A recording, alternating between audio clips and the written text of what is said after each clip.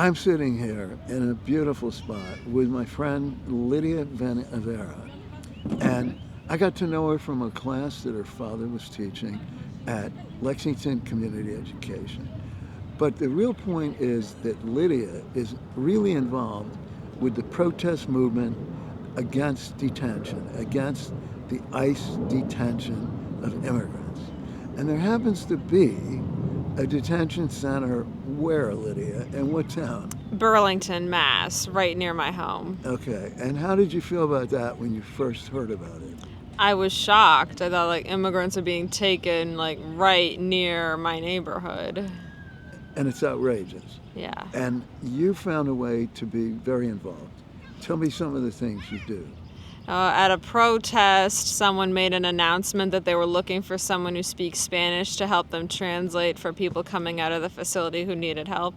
So I went over and told them I did, and then I started translating into the microphone at first, and then the organizer of the food distribution asked me to come help with her every day and give out food, toys, children's books to immigrants. So that's what I've been doing for months. And where do you get the food? Protesters donate it. Okay. And when they come out, so what if they don't, what if there's nobody who comes out on one particular day? Then we don't give anything out that day. Okay. But most of the time somebody comes out? Yeah, in the mornings there are always people coming out from check-ins or detainment. And how do they seem? What kind of mood, what do you feel from what they're feeling? Well, some of them came out crying. Go on. Say more. Yeah, I think we had someone come out once whose husband had been detained and she didn't work, and they had a 12-year-old kid, so she was very upset, and I had to give her the napkins in my purse, and another protester gave her a ride home. Oh, good. With the kid? No, she was at school. Oh, okay. Oh, good. And do you find out what country these people are from, generally? Sometimes they tell us, most of the time, and we don't ask, because Okay. they might be from Guatemala or Honduras, Ecuador. Okay. They do. Yeah. And Salvador, maybe? Yeah, or Yeah. Colombia. Colombia, yeah. And so what have they described? What's some of the stories that they've told you about being in detention? They're very sad. We had one guy come out once who'd been detained for 7 months in Houston. Well, and then was transferred to Burlington? Yeah, and then he'd just been released in Burlington, and we gave him a gift card, 3 books, because he had 3 kids. Okay.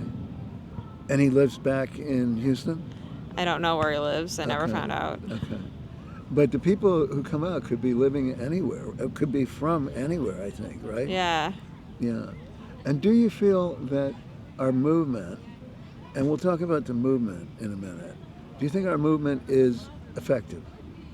I think so. It makes a difference to these people. It's shown a lot of people what the problem is, and lawmakers have come and inspected the facility. Members of Congress, for Yes. example. Okay. And we're trying to get more of them to come more often. Yeah, we wrote some postcards to them on Thursday. Okay.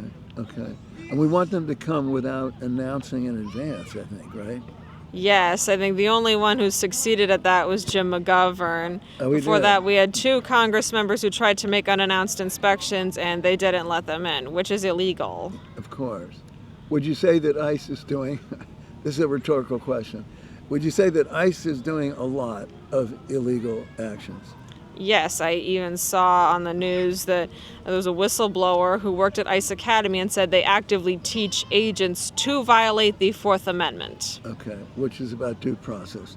And so, and you've learned probably a lot about government, about Constitution, about law, a lot of stuff. Would you say that's true? Yeah, I can say some of the constitutional amendments better now. Good, okay, good. And you know what they mean. You're starting to know how important they are. Yeah. Are you able to recruit other people? You're 28, right? Yes. Are you able to recruit other people your age to come out? No, most of us are working. Okay. But do you find that people that you know really care about it too? Yeah. Okay. Good. And at your church? Yeah, that's how I found out about it. Our minister started going. What's his name? Her name is Rebe Jarash. Okay. Really. And your dad goes sometimes. I think. Yeah. Yeah. Okay.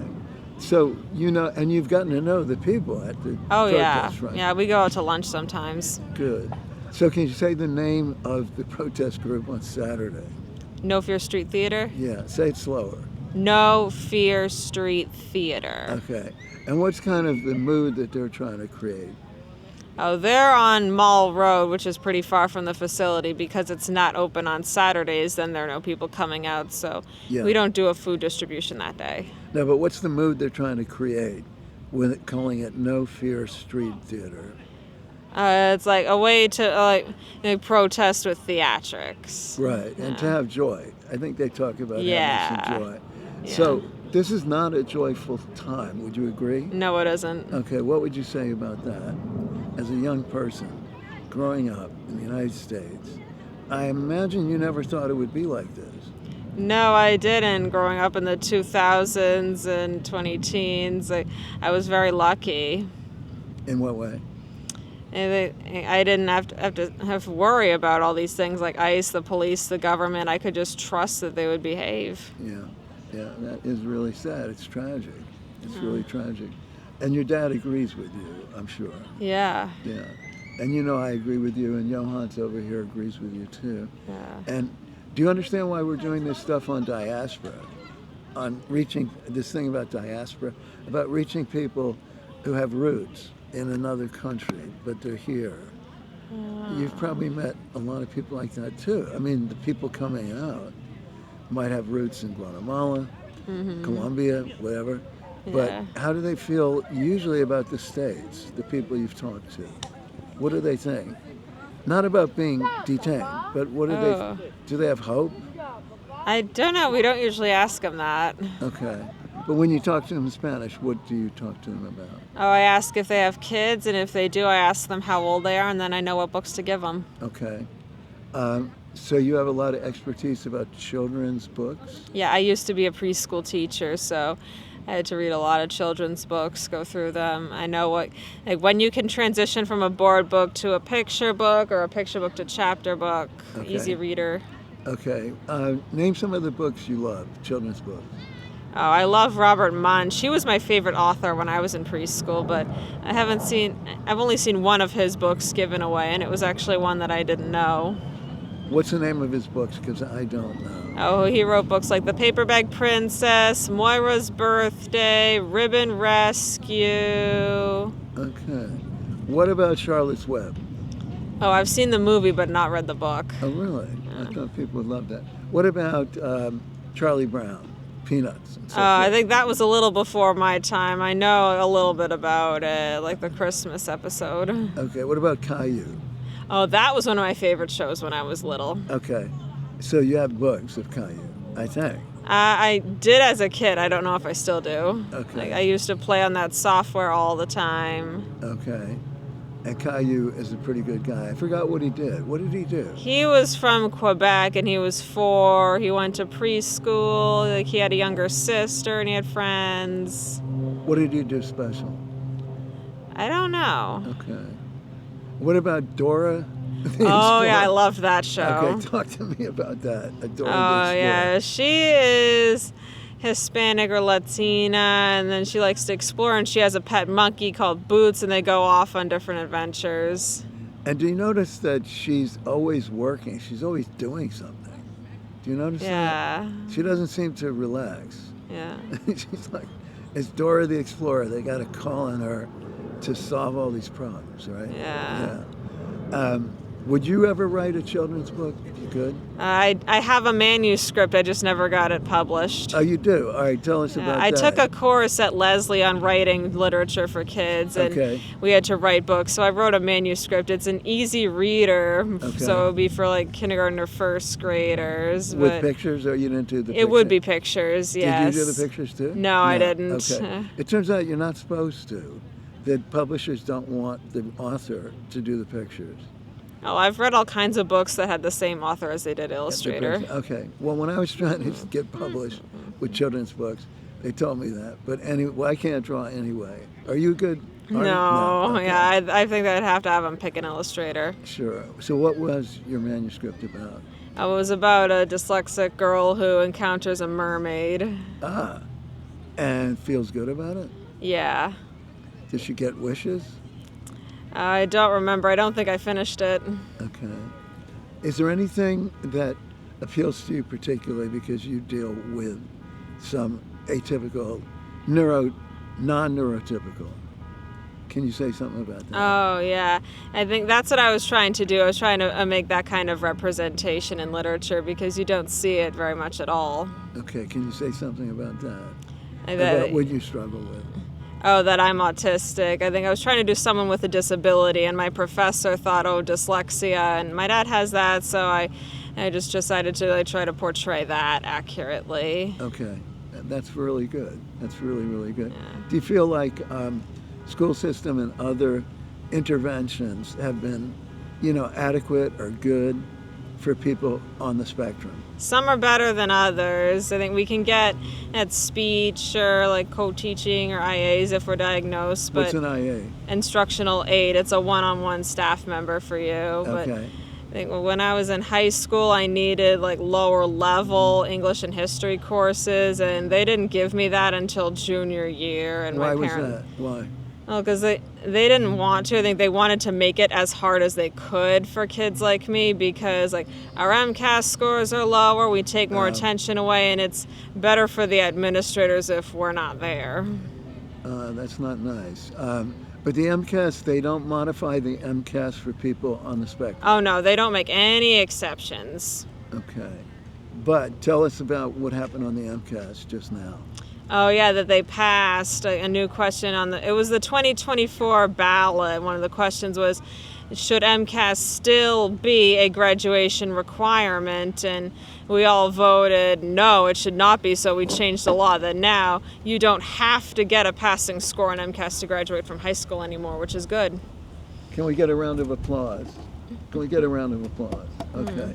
And can you explain, people who are not from Massachusetts, what does MCAS stand for? Massachusetts Comprehensive Assessment System. It is our state test. Everyone, third grade through your sophomore year of high school, you have to take it. Okay. And yet there you were and are in Lexington, Massachusetts. What's the reputation of Lexington, Massachusetts school system? Oh, it's one of the best in the country. Right.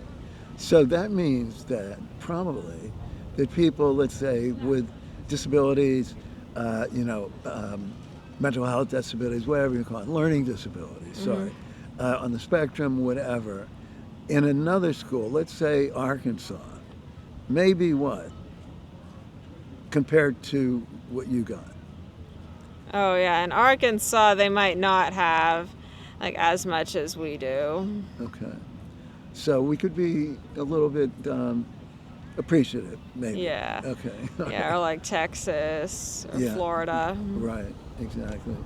And so you're about to start a new job tomorrow. Tell us about that. Oh, I'm going to be providing activities at Woburn Rehab and Nursing. And what is that like? What are they doing? It's mostly art activities, music, games, bingo. And how old are the people? Oh, probably in their 80s or 90s. Okay. And do you have experience with working with people that age? Not professionally, but you got to start somewhere. Okay, but you've met people that age. Yeah. Well, of course, Pedro, Yeah. your neighbor, he's 91. Yeah, him, my grandparents, we have a few family friends, or we have had them, they died. Okay, all right, so good. So you feel comfortable? Yeah. Okay, good. Is there one last thing you want to say, or do you want to ask me a question? No. You don't? Yeah. Okay. Oh, yeah, one last thing is you're Spanish, because we're going to have you say a few words to Johans, but I want you to tell me and our millions of people out there listening how you learned Spanish so well. We had a tutor come to my house for a few years. Keep going.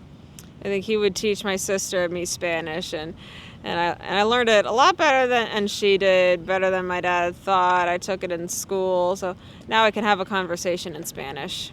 And your sister did not learn it as well as you? No, she struggled a lot more than I did. Okay.